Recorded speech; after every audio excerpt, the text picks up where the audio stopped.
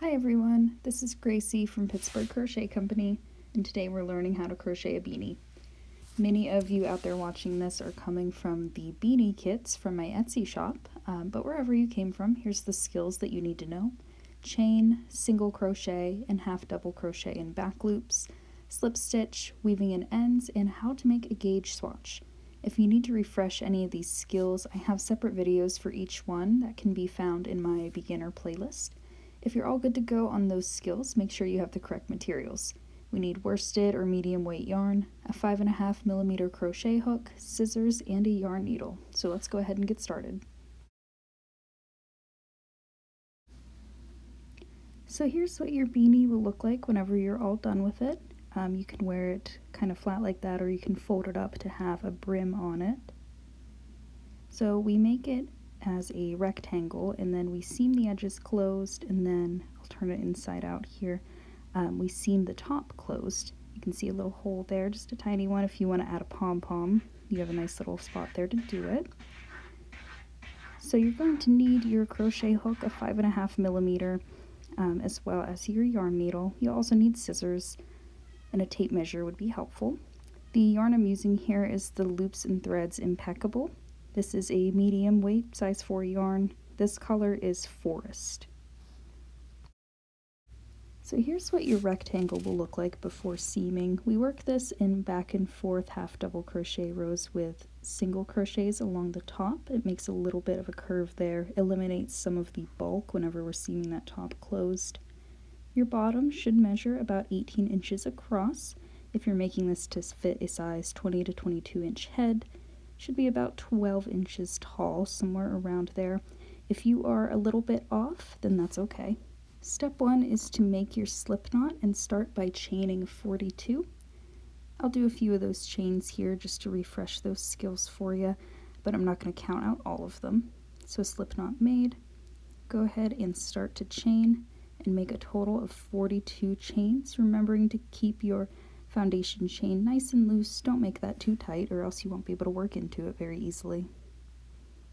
Now we've finished our foundation chain here with 42 chains.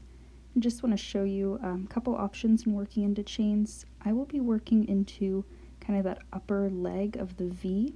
You can also work into these back bumps that you see here. Either way, there's not a huge difference since we're just going to be seaming that edge together, so you won't be able to see it too well anyway.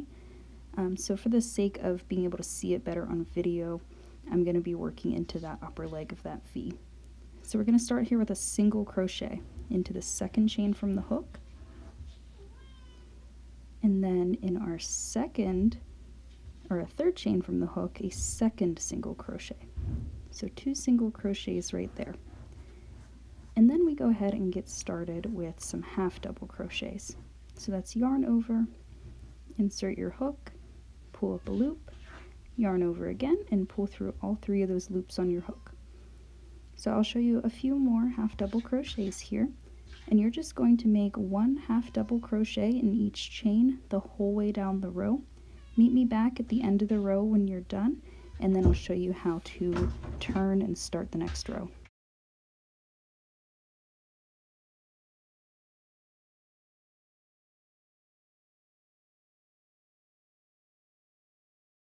Okay, so we have reached the end of row 1 here. So to get started on row 2, we're going to go ahead and chain 1 and turn. And now we're going to make half double crochets in the back loops down this whole row until we have 2 stitches left. So you're going to work into the second stitch from the hook. And so we're working in the back loops only now, and we'll be in the back loops only for the rest of it. So a normal stitch, you go under both legs of that V. But for working in the back loop, sorry, I went a little out of frame there, but you only go through that leg of the V. So I'll show you that again. So it's just a normal half double crochet, except you only go under that part of the stitch. You don't go under both parts of that V, just the one that is further from you, and that is the back loop.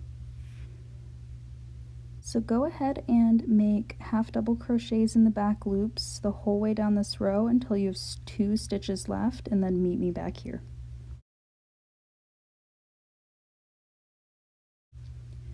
Okay, so now we just have 2 stitches left in our row. We've just made 39 half double crochets in the back loops.